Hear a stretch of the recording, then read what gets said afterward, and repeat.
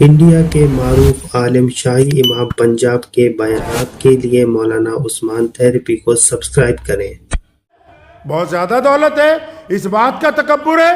کل تک جن کے پاس بہت زیادہ دولت تھی آج وہ سڑکوں پر بیٹھے ہوئے بھیک مانگ رہے ہیں۔ کل تک جن کے پاس بہت زیادہ دولت تھی آج ان کے محلوں کے کھنڈرات کھڑے ہیں، کوئی وہاں پر ایک وقت میں صفائی کرنے والا نہیں ہے۔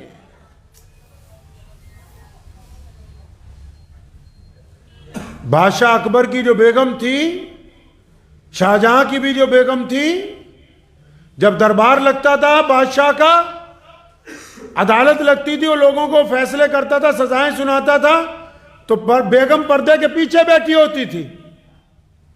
دریائے جہلم کے کنارے اس کا مزار ہے اب بھی، اور وہاں کوئی نہیں ہے، آج ویرانہ ہے، جانور بیٹھے ہوئے ہیں۔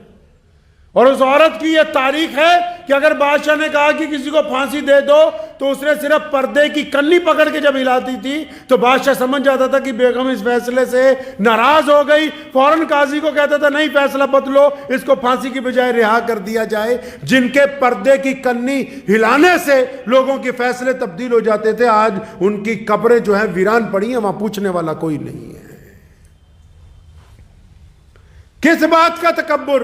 کچھ لوگوں کو تکبر ہے کہ ہمارے پاس دولت بہت ہے، کچھ لوگوں کو تکبر ہے کہ ہمارے پاس حکومت ہے، کچھ لوگوں کو تکبر ہے کہ ہم بہت بڑے افسر بن گئے، کچھ لوگوں کو تکبر ہے کہ ہم بہت اعلیٰ عہدے پر بیٹھے، کچھ لوگوں کو تکبر ہے کہ ہم جیسا عالم کوئی نہیں، کچھ کو تکبر ہے کہ ہماری طرح شاید بولتا کوئی نہیں، کچھ لوگوں کو تکبر ہے کہ ہماری طرح حسین کوئی نہیں، کچھ کو تکبر ہے کہ ہماری طرح کوئی پڑھا نہیں سکتا، کئیوں کو تکبر ہے کہ ہماری طرح کسی کے پاس علم کی دولت موجود نہیں، کئیوں کا تکبر ہے کہ ہمارے جیسا کوئی مستری نہیں ہے۔ قبرستان بھرے پڑے ہیں ایسے تکبر کرنے والوں کے ساتھ جو کل تک یہ کہتے تھے کہ ہمارے علاوہ یہ کام کوئی دوسرا کر ہی نہیں سکتا ہے۔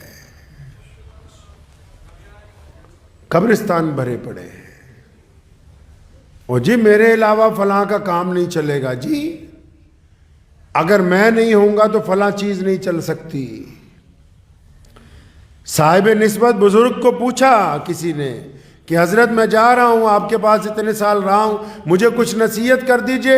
بڑی خوبصورت بات کہی، کہنے لگا میرے بیٹے میرے بچے دو کام نہیں کرنا۔ کہ حضرت کون سے دو کام نہ کروں؟ فرمایا ایک اللہ بننے کی کوشش نہ کرنا، دوسرا رسول اللہ بننے کی کوشش نہ کرنا۔ شاگرد گھبرایا، حضرت کا ہاتھ پکڑا، فرمایا آپ کیسی باتیں کرتے ہیں، اللہ کون بن سکتا ہے؟ اور نعوذ باللہ یہ گستاخی کون کر سکتا ہے کہ نعوذ باللہ اپنے آپ کو رسول اللہ کہے؟ فرمایا میرے بچے میرا کہنے کا مطلب یہ ہے کہ جو چاہو وہ ہو جائے، زندگی میں جو چاہو وہ ہو جائے، جو چاہو وہ سامنے والا مان لے، جیسے چاہو ویسے رہو، جو چاہو وہ ہونا چاہیے۔ یہ صرف تو اگر ہے تو صرف اللہ کی ہے، اللہ کے علاوہ کسی کی نہیں ہے۔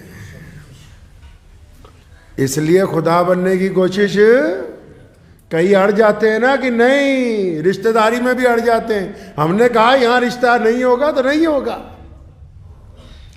فلاں کام تجھے نہیں کرنے دیں گے تو نہیں کرنے دیں گے، اڑ جاتے ہیں۔ اپنے آپ کو قول فیصل کا درجہ دیتے کہ نہیں ہم تو اڑ گئے ہیں۔ اب اڑتے کیوں ہیں؟ ان کو پتا ہے کہ سامنے والے کی مجبوری ہے کہ شاید یہ اگر داماد کو لے کے ساتھ نہیں چلیں گے، اگر یہ اپنے فلاں رشتہ دار کو نہیں لے کے چلیں گے تو اس کا تو کام ہی نہیں بننے کا، اڑ گیا یہ۔ اور فرمایا بچے سن، جو کہہ دیا وہی سچ ہے، جو کہہ دیا وہ پتھر پر لکیر ہے، جو کہہ دیا وہ اللہ کو منظور ہے، جو کہہ دیا وہ دستور ہے، جو کہہ دیا وہ قانون بن گیا ہے، جو کہہ دیا وہ قیامت تک بدلا نہیں جا سکتا۔ اگر یہ صرف اللہ نے کسی کو عطا کی ہے تو وہ صرف ہمارے اور آپ کے نبی حضرت محمد الرسول اللہ کو عطا کی ہے۔ اور اگر تم کچھ کہہ دو غلط ہو تو معافی مانگ کے سیدھے راستے پر آ جاؤ، اپنی کہی ہوئی بات پر اڑ مت جانا۔ جو کہا سچ کہا، اور جو کہا قانون بن گیا۔ یہ صفت کس کی ہے؟ صرف رسول اللہ صلی اللہ علیہ وسلم کی، اور کسی کو یہ درجہ حاصل نہیں، اور کسی کو یہ اختیار حاصل نہیں ہے۔ بڑے سے بڑے محدث سے غلطی ہو سکتی ہے، بڑے سے بڑے انجینئر سے غلطی ہو سکتی ہے، بڑے سے بڑے وزیر سے غلطی ہو سکتی ہے۔ جو بندہ اپنی غلطی کو مان لے، انسان ہی وہی ہے۔ اچھے اچھے تکبر کرنے والے لوگ جو اس وہم میں رہے ساری زندگی کہ میں فلاں سے اعلیٰ ہوں، میں فلاں سے بھی اعلیٰ ہوں، میں فلاں سے بھی اعلیٰ ہوں۔ ارے تمہارے جنازے کو لوگ اٹھا کے اپنی مرضی سے دائیں بائیں کریں گے، تمہیں اپنی مرضی سے جس جگہ مرضی لے جا کے دفنا دیں گے، تم کسی سے اعلیٰ نہیں ہو۔ دنیا میں اگر کوئی ذات سب سے اعلیٰ ہے تو صرف اللہ اور اس کے رسول صلی اللہ علیہ وسلم کی ذات گرامی ہے۔ تکبر نے بیڑا غرق کر دیا ہے، غرور نے ہمیں علیحدہ کر دیا۔ غرور کرنے والا بندہ ٹوٹ جاتا ہے دوسروں کے ساتھ۔ غرور کرنے والا گھر میں الگ تھلگ ہے، معاشرے میں الگ تھلگ ہے، سماج میں الگ تھلگ ہے، اور لوگوں کی نگاہ میں بھی برا، اللہ کی نگاہ میں بھی برا۔ اور کس بات پر غرور کر رہے ہیں جی؟ بلے شاہ نے بڑا سونا شعر کیا فرماتے ہیں؟ وہ فرمایا دشمن مرے تھے خوشی نہ کریے سجنا بھی مر جانا۔ کئی لوگ خوش ہوتے ہیں نا کہ میرا دشمن مر گیا، فلاں مر گیا۔ فرمایا کس بات پر خوش ہوتا ہے؟ کیا تیرے گھر میں موت نہیں آنی؟ اس بات پر خوش ہوا جا سکتا ہے جو حادثہ ہمارے ساتھ نہیں ہو سکتا، جو حادثہ ہمارے ساتھ بھی ہو سکتا ہے، اس بات پر کیا خوش ہو سکتے ہیں آپ؟ تکبر جو ہے لا علاج بیماری ہے۔